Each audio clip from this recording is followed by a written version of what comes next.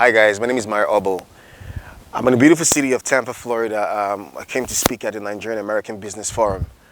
But here in just as I arrived in Florida, I got told by a few African American leaders here who stated that there is a disagreement between the African immigrants and the African Americans right here in the US.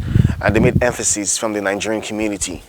I'm going to be talking with Tani Francis. She's flying in all the way from Dallas, Texas to join me here in Florida to talk about these things. And I don't know, because I don't live in the US and I don't know what the real issue is. So if you have any questions, send me a message so I can ask Tani, because we have to resolve this. This is not good. You know, if there's any disagreement between any black community, we need to talk about it, okay? So I'll see you soon. My name is Mario Obo. God bless Africa. One love. Very short flight? Yes. About 2.5, 3 hours up the street. Up the street. I was like, when I got to Houston, I was like, Houston? Looked like Nigeria. Like I was like, it looks like Nigeria, man. There's so many African Americans walking around. Like, oh, okay. Well, This they is call interesting. Houston Little Lagos. Oh yeah. Yeah, there's such a large the Nigerian community is really big. Like around the Nigerian Independence Okay. Day, they have several festivals. Like Oh yeah. yeah. Hi guys, this is Mario Obo. I'm in the beautiful city of Tampa, Florida, right here in the United States, and it came to my attention while I was visiting this beautiful country that there is a disagreement between the African immigrants and the African Americans, with most emphasis from Nigerian community as well. And I don't know what this is because I don't live in the U.S., but I had to really start. This is a serious issue because for any community like that, Africans and African Americans to not be in agreement, then there should be a level of ignorance in both communities. So it's good that we begin to talk about these things so we can become aware of where crises are coming from. And so with me today is a beautiful lady all the way from Dallas, Texas, to join me here in Tampa, Florida, to talk about the issues that are happening between the African immigrants and the African Americans. Thanks, Tani, for coming. How are you? I'm well. How was the flight? Thank you. Oh, it was nice. It was nice and short, smooth to the point. I noticed from Houston coming down here that there is some turbulence in the air, so the plane was Yeah. going and I was like, oh Lord, oh Lord, this is not it for me. Take me straight to Florida. Yeah, same. So Tani, just a quick one. Is there a disagreement between both communities? Most definitely. And I would say I don't want to lean to one side or the other because it's a disagreement on both ends equally because of simply a misunderstanding, stereotypes on both ends. If you talk to most African Americans on their what do they think about Africans in general? The first thing a lot would say, well, Nigerian specifically, let's say Nigerian because that's what's the culture that I'm affiliated with. The first thing they would say is they're scammers. And then you talk to Nigerians, what is your take on the African Americans or Akata? They would say, Akata. They would say they're lazy, they're single parent household, they're poor, they're ghetto, and it's just the Western media. It's a stereotype. So nobody's sitting down having a conversation like we're doing now. Everybody is just going on what they hear. Nobody's talking and wanting to unify. So that's where the misunderstanding comes in, and it shouldn't be. It shouldn't be. So while you were talking now, you just said that you were affiliated to the Yes. Nigerian community. How did that affiliation come to pass? Ooh, how did it come to pass? So in 2017, I married into the Nigerian culture, specifically the Yoruba tribe. And though, that didn't work out, it was definitely not because of any culture differences. It just simply Personal did not. issues. Yeah, Yeah. it just didn't work out. But, I always say I'm still Nigeria's wife. I love the culture so much. I never left. Y'all can't get rid of me. Oh, well, get used to it. I'm here to stay. That's just my love for Nigeria. I always say, Nigeria, I did come. Nigeria, I did come. Simple as that. Yeah, okay. So, Tani, when you said you're married to the Nigerian culture, how was the marriage like for you?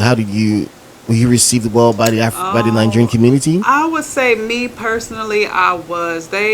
received me with open arms. My first experience was I was invited to. I'm still a member to this day of the Redeemed Church. Oh, the Redeemed Church, yeah. Yes, yes. It's a big church in Nigeria. Yes, yes. I didn't know. I didn't know the depth of The Redeemed Church is one of the biggest churches in Nigeria. I Like had no idea. they have massive like the church is big. Yes, It's everywhere. It's yes. a great ministry. It is. And so my church, we are the first found and redeemed church in Texas. In Texas, and okay. it's huge. It's about Like in the 500 whole of Texas? In the whole of Texas, we're the first. Yes, Texas is a very big very place. big. We were the first, and they've been around a long time, and we're about 500 members. I would say, yeah, it's a big church, and I'm Okay. very close with my pastors, especially my mommy pastor. She helped me through a lot. Mm. So my first experience was in the Redeemed Church, and it just so happened to be first Sunday. So I walked in not knowing really anything, not knowing what to expect, being invited to this Nigerian church. And I walk in, and the first thing I see is everybody's in their native attire.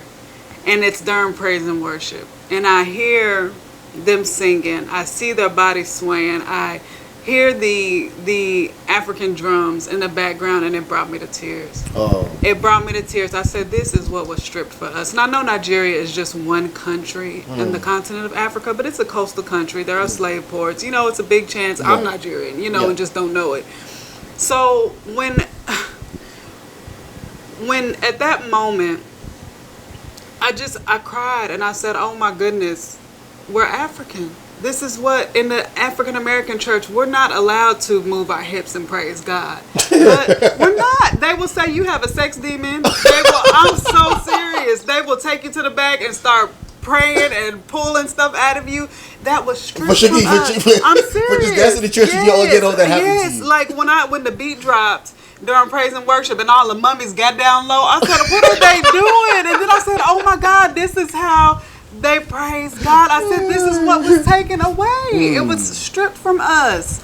And I just, from then on, I wanted to learn, not only because at the time, of course, we weren't married yet, but I wanted to learn everything about the culture, first and foremost, because I wanted to understand who I was with. Because my thought was, if I could understand the culture, I could understand the man. And I wanted to be a good wife, and understand who I was with.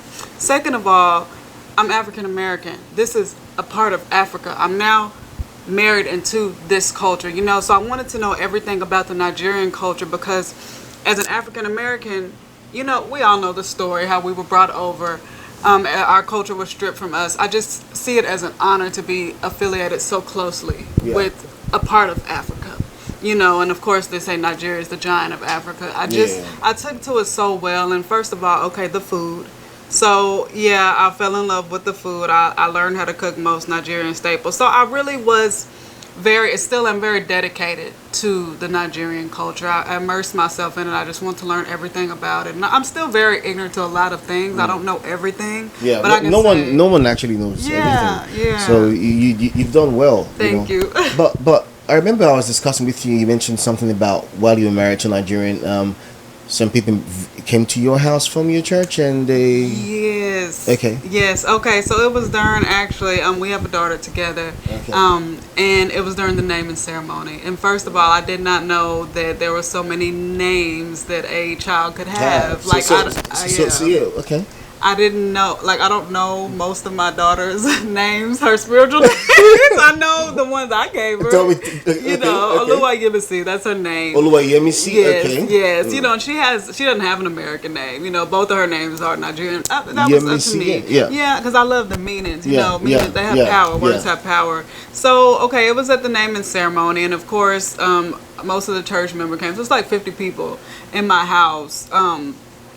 And of course the pastors were there, and one of the members, my husband at the time, he came up to me and he said, how long were your parents married? How long are your parents been married? And I was like, well, it'll be like, at that time it was like 33 years or whatever. And so I see him at the corner of my eye go to one of the choir members, and he says that to him, and the guy looked at me and his mouth dropped open. I'm like, is it a phenomenon that I come from a marital home?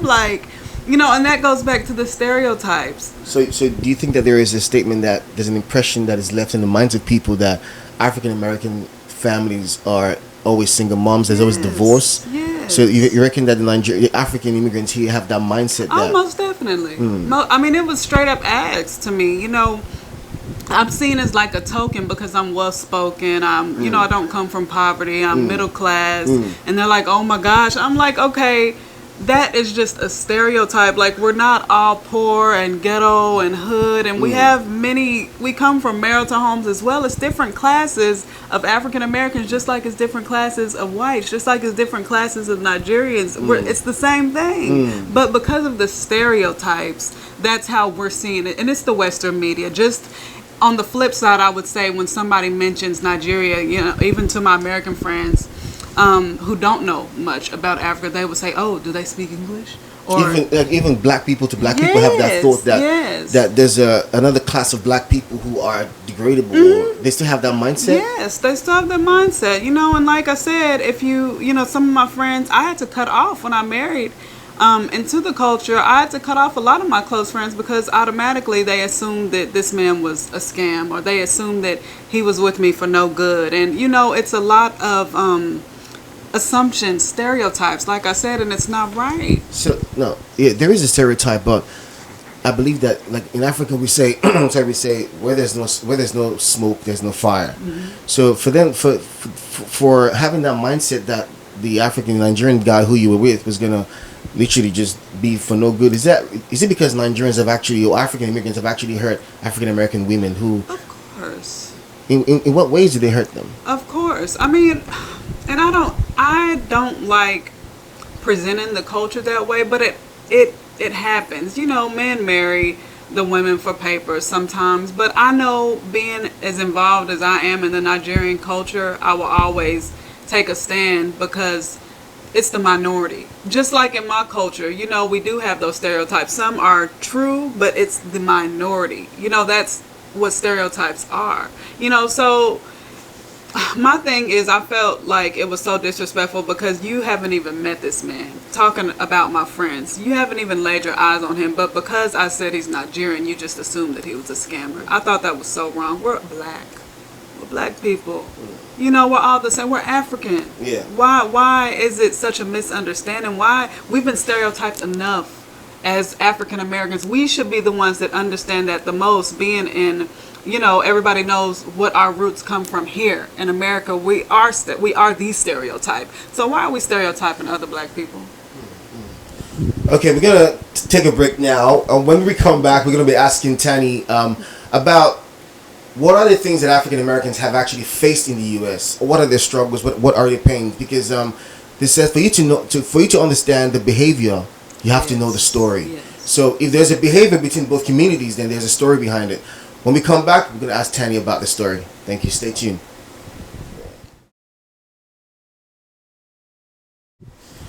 Welcome back to Let's Chat to My Elbow. I'm still talking with Tani Jones, all the way from Dallas, Texas, here in Tampa, Florida, to talk about the disagreement between the African immigrants and the African Americans right here in the United States. Tani, just before we went on break, you had mentioned stuff about the things that African Americans have faced here in America. Yes. Could you shed more light? Because, you know, apart from what we've seen on TV, you're here, and then you have heard and you've seen, you know, where this has come from. So could you talk about it? Tell us what are the true things that African Americans have actually suffered in the U.S.? Well, you know, a lot of people know the broad history, you know, slavery, but it was much more than that. And it's not shown in the history books. It's not shown in the textbooks. Thank God for technology now. There are a lot more documentaries. But of course, you know, I've been African American all my life. So, you know, the stories that even my grandmother tells me, it wasn't that long ago. We just became citizens of the United States in the 1960s. You know, both my parents were born in 1962.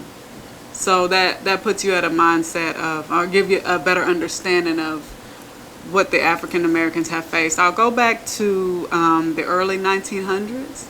A lot of the African immigrants I've talked to will ask, well, you know, how come the African Americans aren't doing better for themselves? How come they haven't rose up to fight back against the racism, fought back against the injustice? And I said, well, we have, but it was certain obstacles that we faced to where we are now.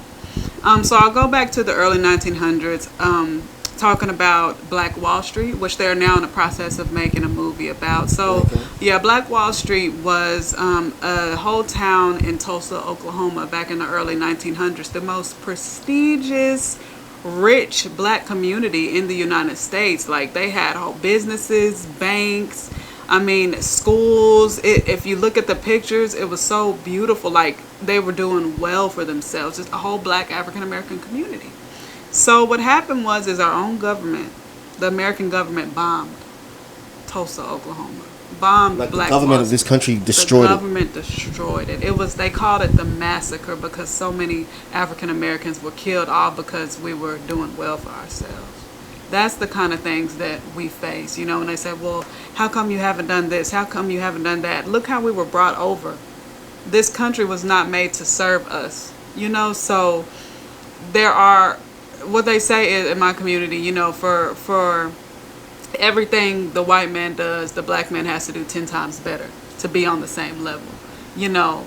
So, and that's not an excuse for anybody being lazy, but it's reality. And that's one thing that I want my African brothers and sisters to understand, is that there are obstacles here, you know, and I want us to be more respected for the work that we put in for this country, for other African immigrants to even come here. So going forward to the 1960s, the Black Panther movement, which my own grandmother was affiliated. My mom told me stories about them going to a few Black Panther meetings, which, okay, the Black Panthers were a vanguard. They were protectors of the community back in the 1960s, protecting the black community against police brutality. But they were nonviolent. They used to carry their big rifles around, but it's saying, you know, we won't stand for this anymore. You're not going to sit here and kill and rape our women and abuse these children, abuse our men. No, we're going to fight back without fighting. We just simply stood up with our presence. So along with protecting the community, they started feeding programs, feeding the black community. They got together grocery bags for the African American community to help the poverty. They fed the children breakfast and lunches free. You know, a lot of people know about the WIC program that started here in the United States. The Black Panther started that, and today it's the government took it over, and now it's for everyone. But the black community started the WIC program, which is women, infants, and children, to help feed the impoverished. Okay, so what happened to the Black Panthers is they were labeled as a terrorist group, and they were jailed, they were killed, they were destroyed, they were disbanded. But we have the KKK, the Ku Klux Klan, who are a white extremist group, who to this day are still killing African Americans. You know, they did it openly, and they get police protection at their rallies to this day. But the Black Panthers, who were nonviolent, were, you know, labeled as terrorists, and all that they were trying to do was protect the black community. So I want the Africans to understand, and I hate to say the Africans and the African Americans, because we're the same people. It's weird. It's weird. weird. But it's not actually something that is our fault. Right. It's how society is created It's society, it to be. exactly. And we're communicating with these people, so we have to use the way that we understand just at the Exactly. moment. But we're gonna get to that part where we're gonna correct a lot of things. Yes. You know, so we just get into talk. Yes. You know, so when you say things like that, I wouldn't say you're actually disrespecting the African immigrants, because I'm an African immigrant. Yes. Till today, I'm still a Nigerian. Yes. You know what I mean? I still believe in my country, but you know, we're gonna hash that. You know, but we need to address things the way that they are now. You know, so we'll take it from most there. definitely. My question to you, Tani, is: do you think that these things have affected African Americans, like these things you just talked about? Most definitely. In what And ways do you think it's affected them as a human, not as a society, but as a person? You know. we were taught to hate ourselves, hate being black. You know, just as a mindset overall, we were taught not to be comfortable in our own skin, and I think that has affected us as people. You know, we were always taught to be lowly. So before we can say climb the ladder in society, we have to climb the ladder of our own minds first, because this is what was beat into us since for generations on generations. Black is bad. African Americans especially, if you look, not even just the African community, the Caribbeans, black people around the world, the African Americans are looked at as the lowest, which I don't understand why. I don't understand. First of all, we're African. We survived to this day. We survived everything, all the turmoil that we've been through. We shouldn't be here. We should be extinct. We should be non-existent, but we survived because we're African. We're African. Simple as that. You know, but we were taught to hate who we are. So that affected our mindset. And once you lose your mind, Yeah, you lose yourself. you lose yourself. So, Yeah. So, because I can see where you're coming from. So maybe that there's some people who are burnt and now they're just on drugs or on alcohol because of the effect of that. yes. Is that why? And do the Africans consider African Americans that they're lazy people, or is that why? I would say, like, again, that's going to go back to the stereotypes and how Western media portrays us. You see movies, you don't see us portrayed as successful people. Well, now, you know, we're getting into that. But from generations to come, even, you know, I love Nollywood. I love Nollywood movies. And the few Nollywood movies I've seen that has African Americans in them were portrayed as ghetto. The women are portrayed as not respecting men. We're portrayed as talking down on Africans, you know, and vice versa. So that again goes to stereotypes, you know. So it's Western media. It's the media on both ends. The same way I would say African Americans look at every time you say Africa, it's impoverished. You know, feed 10 cents can feed 5 families. They don't see the beauty of Nigeria, the ocean lines of Kenya. Even just going to school, the education. You know, Nigerians are the most educated people I know. You know, I've never met an uneducated, unsuccessful Nigerian. I haven't. I say you're doing something right. You know, so what? But if you talk to any other African American who's not directly affiliated with the culture, that's what they'd say. Oh, they have college over there? Oh, they have... No, I'm serious. So like they feel like we monkeys that we live on trees, or we don't have anything. Because it's what the media portrays. Do you know how powerful Africa is? Like how wealthy we are? I didn't until now. You know, until actually marrying into the culture, I had no idea. And I felt so ignorant after I, you know, started finding out these things. I'm like, oh my God, why didn't I know this? You know, I'm black too. I should know these things. True. You know, so it's just basically everything starts with a conversation. We say conversation ruled a nation. So, you know, it starts with ignorance is just a lack of understanding. But you won't know what you don't ask. Yeah. You know, it's just simple. Just ask a question and get an answer. Oh, okay, now I understand. Simple. Why is that so hard? So I remember the last time we had a chat, you told me that you were in Niger Wives, you said? Oh, yes. So what is Niger Wives? What is it? Oh, my goodness. Okay, Niger Wives Incorporated is an actual nonprofit organization here in the United States for women, and I'm actually on the board. I am the COO. That's great. Yeah, it's beautiful. Okay, it's for women who are married and or engaged to Nigerian men.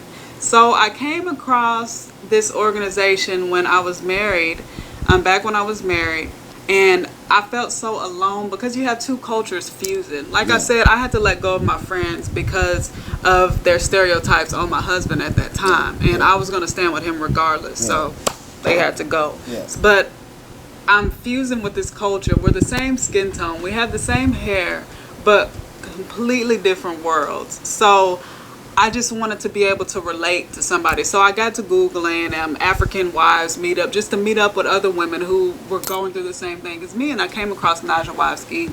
And I talked with the founder, and we just talked for hours. And now she's like one of my best friends. So this organization helps women relate to other women. As far as you're American, we have black, white, you know, Asian. As far as you're American and you're married and engaged to a Nigerian man, we are 400 members deep, around 400 members throughout the United States. So even in there are white women in there as well? Oh, yeah. Asian, you said? Oh, okay. Yeah, as far as you're American, not directly, your parents are not from another country, like you are American. And that's just because we don't want anybody coming in intimidating other people. We want our members to feel comfortable with asking questions, you know, because sometimes it's just a misunderstanding of the cultural differences between the husband and the wives. So we can ask each other, you know, in the forum, because we all meet on the Facebook groups. Like we have different chapters, so we meet in person as well, and we meet once a year for our annual retreat, which was in Dallas this past October, and we all come and meet together for a weekend and fellowship together.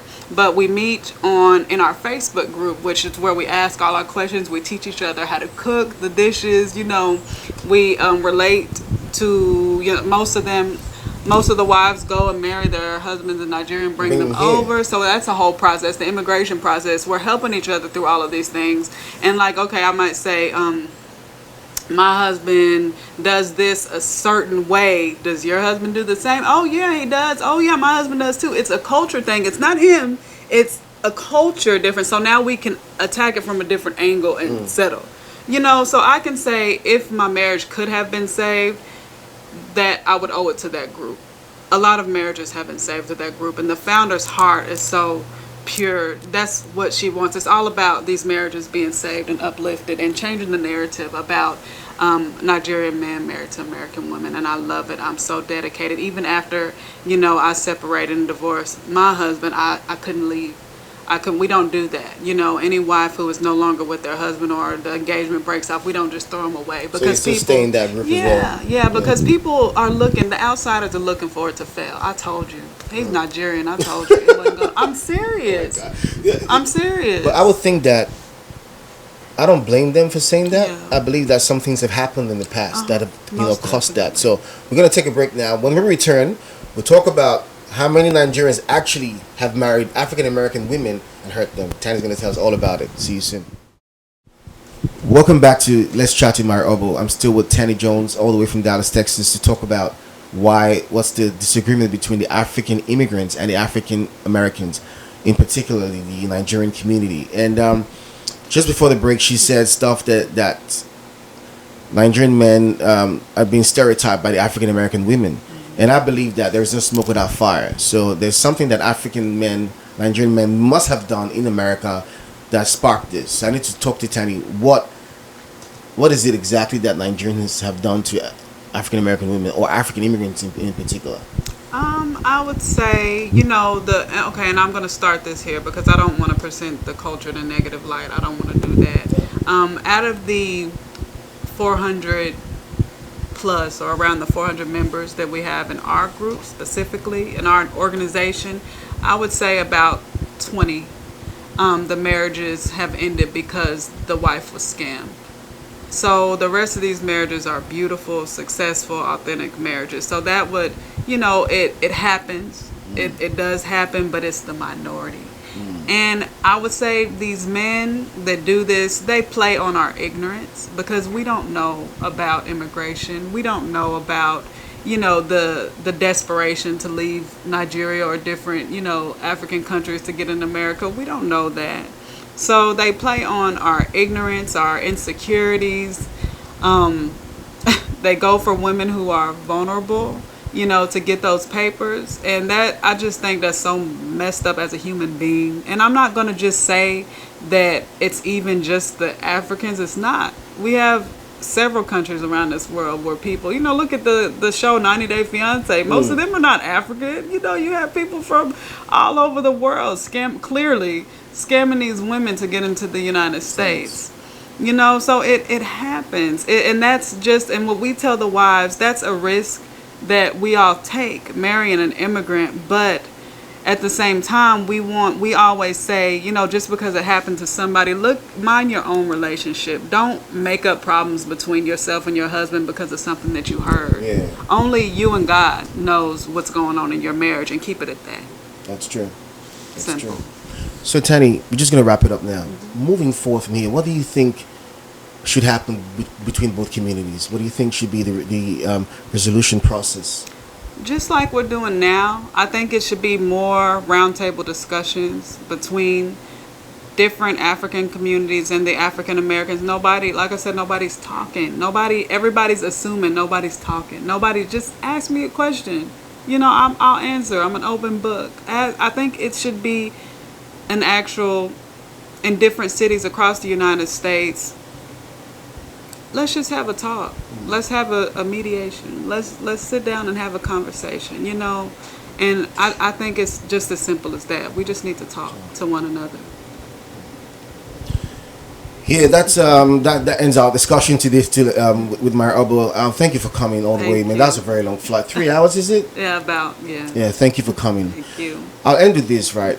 The main problem we have as African people all over the world is years and years and years of lost history. We don't know ourselves. Every black person in this world today is from Africa. That's what it is. We are from Africa. There's even the saying, the research is saying that humanity came from Africa. And even some white folks who are now doing some DNA find 1% African, 5% African. So we're all human beings. Racism exists, yes. And it's something that, I don't know, but one day I believe may end. You know, we all have to just, you know, find our own contribution to making this thing come to an end. But as African people, when we're having disagreements like that, is because of ignorance. Yes. There is lost history. African Americans have sacrificed a lot to even for African people to even come to the US at all. It came from the sacrifices of African Americans. They have struggled and they have gone through a lot of fight, and it's burnt them. You know, it's caused a lot of drug taking, you know, gang violence. It's affected them in so many ways. And for Africans to come to this country and not show them respect, I believe it's something that we need to talk about, you know, because we are all one. We only separated through time and distance, I believe. That's all that it is. So thanks for coming. Thank all right. you. Stay tuned. Thank you. Bye.